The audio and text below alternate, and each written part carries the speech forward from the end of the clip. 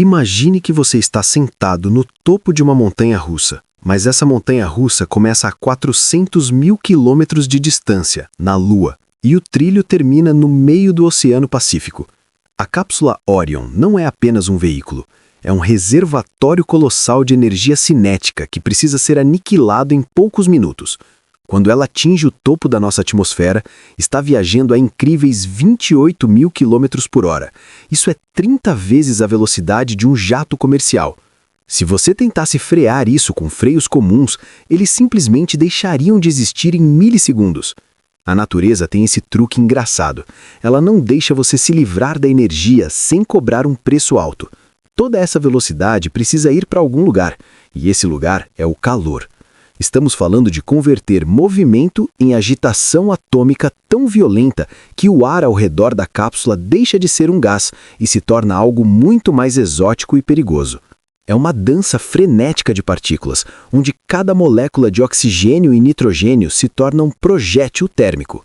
A física aqui é bruta, honesta e absolutamente implacável. Se você não respeitar as leis da termodinâmica, a cápsula se torna uma estrela cadente momentânea e desaparece.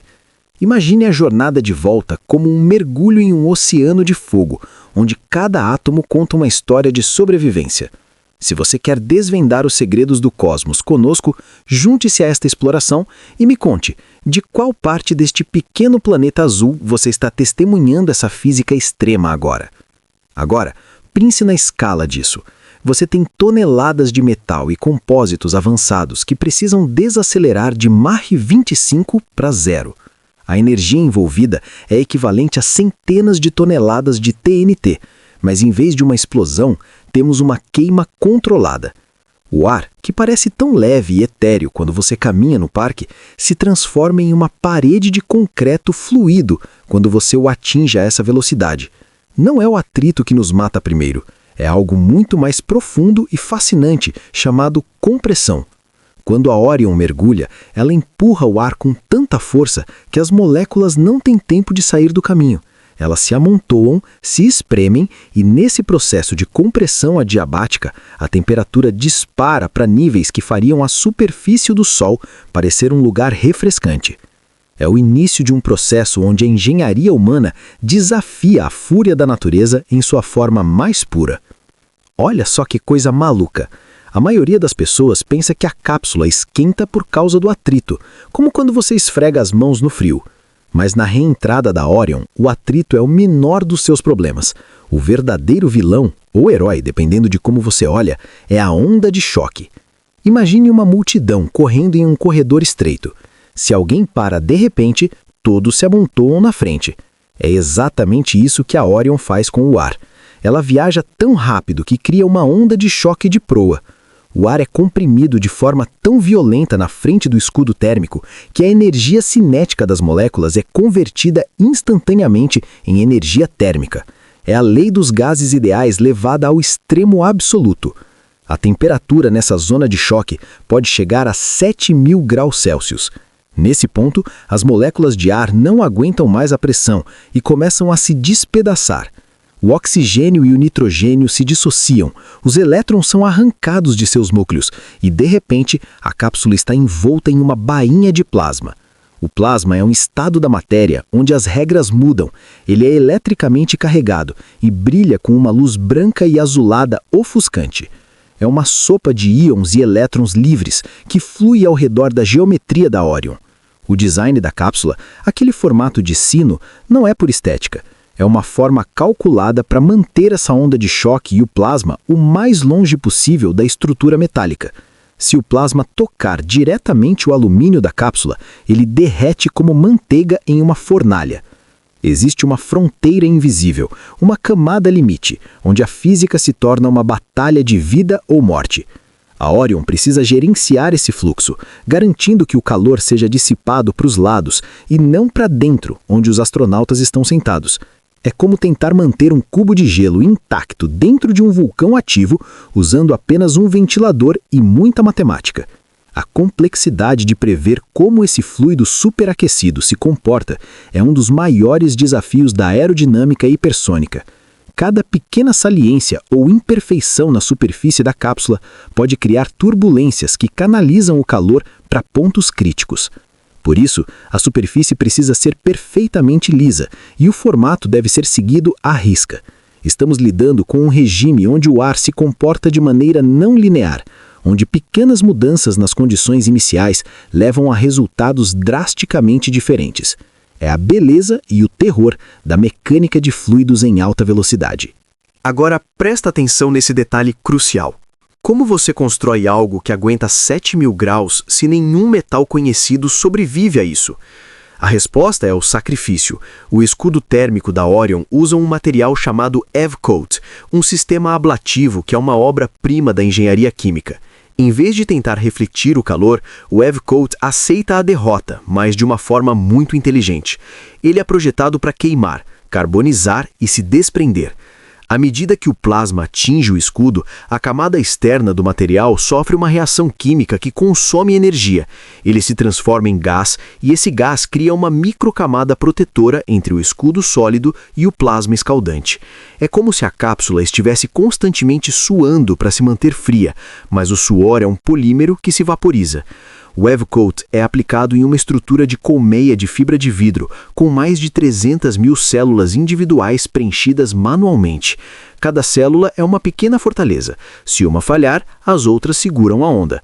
O que é fascinante é que enquanto a face externa do escudo está brilhando em brasa, a apenas alguns centímetros de distância, no interior da cápsula, a temperatura é confortável o suficiente para você usar uma camiseta. Essa diferença de temperatura, esse gradiente térmico, é um dos maiores feitos da ciência dos materiais. Imagine a tensão estrutural.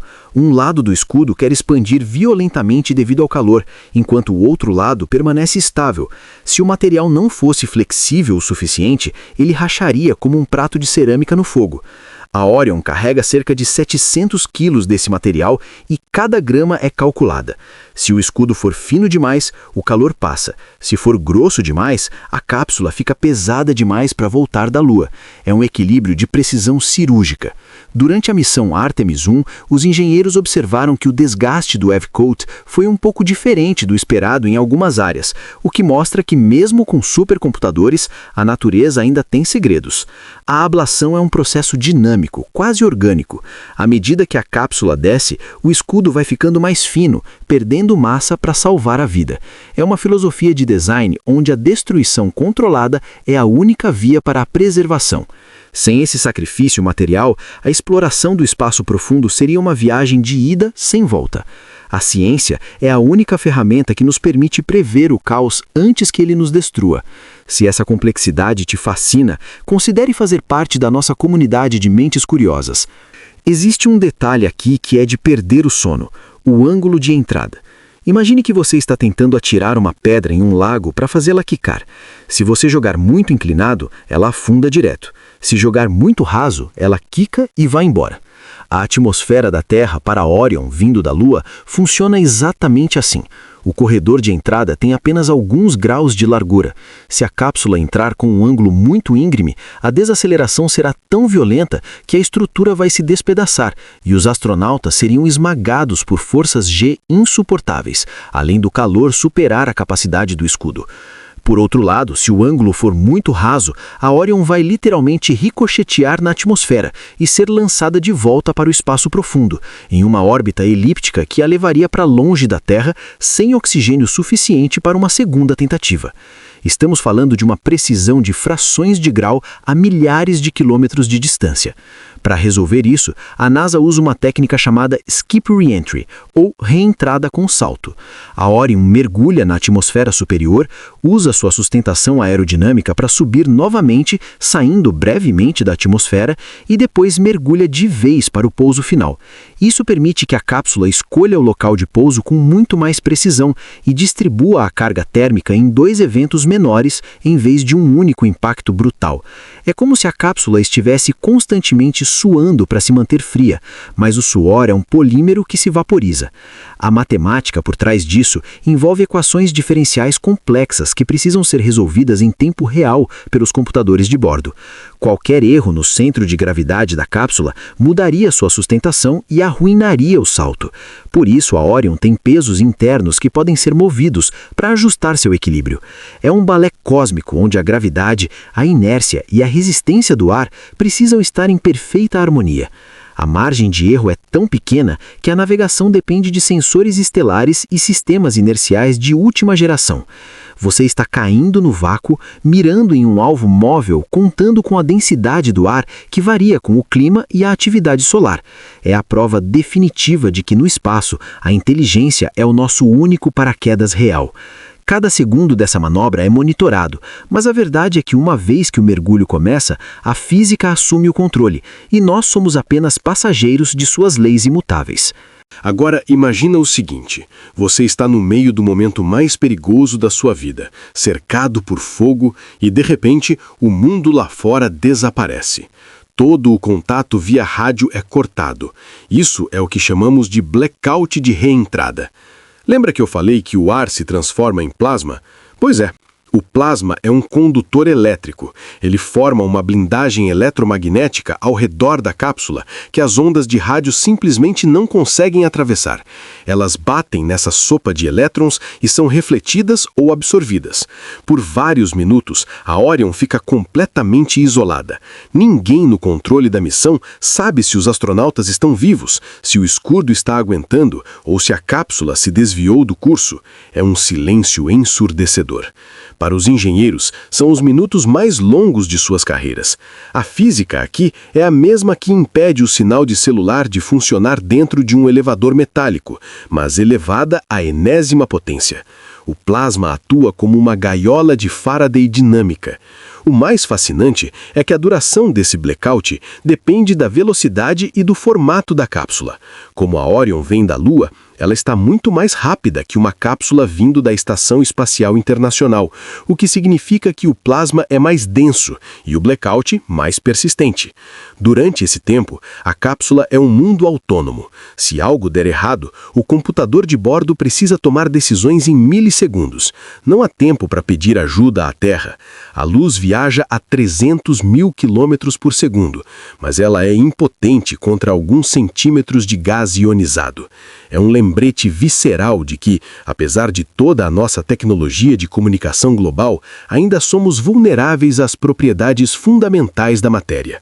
Os astronautas lá dentro veem o brilho do plasma pelas janelas, um espetáculo de cores neon que indica que eles estão atravessando o véu. É um momento de introspecção forçada, onde a única coisa que resta é confiar na integridade do metal e na precisão dos cálculos feitos anos antes. Quando o sinal finalmente volta, é como um renascimento. A voz que surge do chiado do rádio é a prova de que a barreira foi vencida. Mas até esse momento, a Orion é um fantasma no radar, uma alma solitária navegando em um mar de íons, lutando para encontrar o caminho de volta para casa através de uma cortina de interferência absoluta. Agora pensa comigo, enquanto tudo isso acontece do lado de fora, o que está acontecendo com o corpo humano lá dentro? A reentrada não é apenas um desafio para o metal, é um teste brutal para a biologia. À medida que a cápsula desacelera, os ocupantes sentem o peso de seus próprios corpos aumentar drasticamente. Isso são as forças G. Em uma reentrada lunar, os astronautas podem enfrentar até 8 ou 9 vezes a força da gravidade terrestre. Imagine que você pesa 80 quilos. De repente, você sente como se pesasse 700 quilos. Seu peito se torna pesado. Respirar exige um esforço hercúleo, porque seus pulmões estão sendo comprimidos. O sangue, que deveria ir para o cérebro, é empurrado para as costas e pernas. É aqui que a engenharia se funde com a medicina. Os assentos da Orion Orion são projetados para absorver esse impacto e posicionar o corpo de forma que a tolerância às forças G seja maximizada. Você não fica sentado como em uma cadeira de escritório. Você fica deitado de costas, perpendicular à direção da força, para que o sangue não saia tão facilmente da cabeça. Mas não é apenas a força constante, são as vibrações. A reentrada é barulhenta e caótica. A cápsula sacode violentamente enquanto luta contra as correntes de ar hipersônicas. É como estar dentro de uma máquina de lavar cheia de pedras sendo jogada de um penhasco. A visão pode começar a escurecer nas bordas, o fenômeno do grey out, enquanto o sistema cardiovascular luta para manter a pressão arterial. E tem o calor interno. Mesmo com o escudo térmico, o isolamento precisa ser perfeito para que o interior não se transforme em uma sauna letal.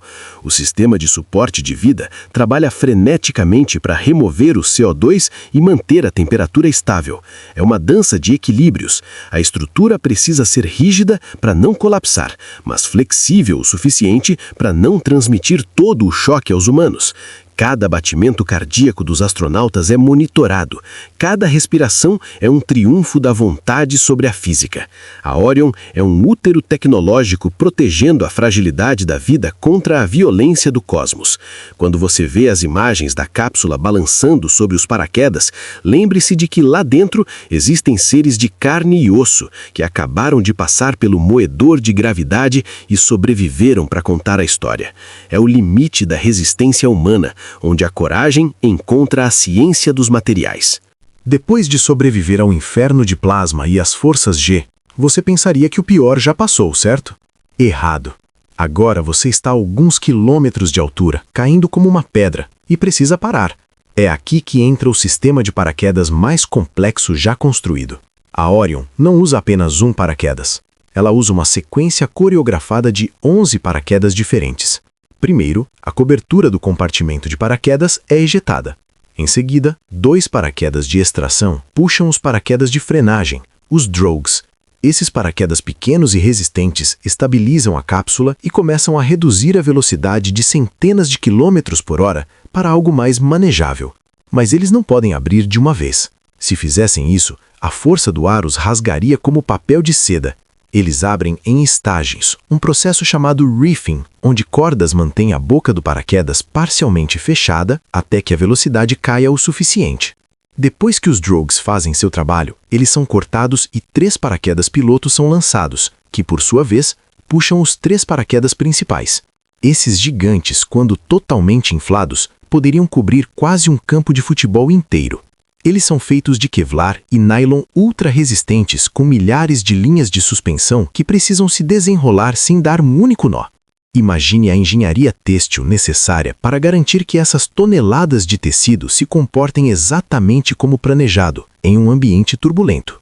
Se um dos 3 paraquedas principais falhar, a Orion ainda consegue pousar com segurança, mas a margem de segurança diminui. A visão daquelas 3 cúpulas laranjas e brancas se abrindo contra o céu azul é um dos momentos mais icônicos da exploração espacial. É a transição da física hipersônica para a aerodinâmica subsônica clássica. A cápsula agora balança suavemente, descendo a cerca de 30 km por hora. Mas o oceano lá embaixo não é macio.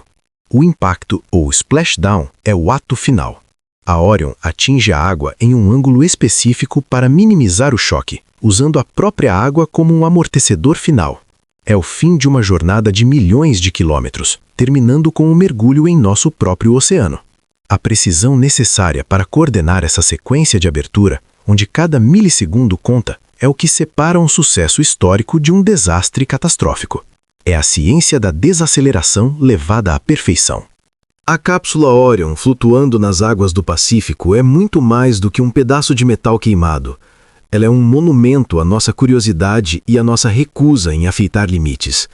Cada cicatriz no escudo térmico, cada marca de fuligem no wave coat é um dado precioso que nos diz como construir naves melhores, como ir mais longe e como garantir que nossos exploradores voltem para casa. A física que discutimos aqui, a compressão do ar, a dissociação molecular, a ablação, a mecânica orbital, é a mesma física que governa as estrelas e as galáxias. Ao dominar esses processos, estamos aprendendo a linguagem do universo. A reentrada não é o fim, mas a validação de que somos capazes de tocar as estrelas e voltar para contar. Que sua curiosidade continue tão vasta quanto o vácuo que acabamos de atravessar. Quando olhamos para Orion, vemos o resultado de décadas de erros, acertos e uma busca incessante pela perfeição. Não é apenas sobre tecnologia, é sobre a audácia de lançar seres humanos ao desconhecido e ter a confiança matemática de que podemos trazê-los de volta através de um inferno de 7.000 graus. Esta missão Artemis é apenas o começo.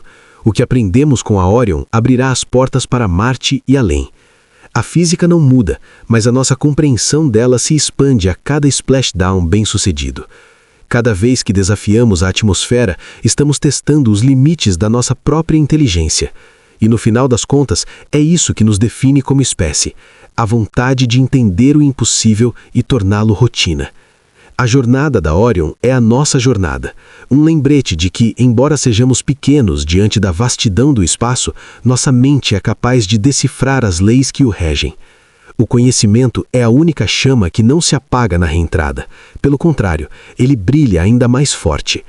Que possamos continuar explorando, questionando e, acima de tudo, compreendendo a beleza intrincada deste mecanismo cósmico que chamamos de realidade. O futuro nos espera, e ele é feito de plasma, coragem e muita, muita física.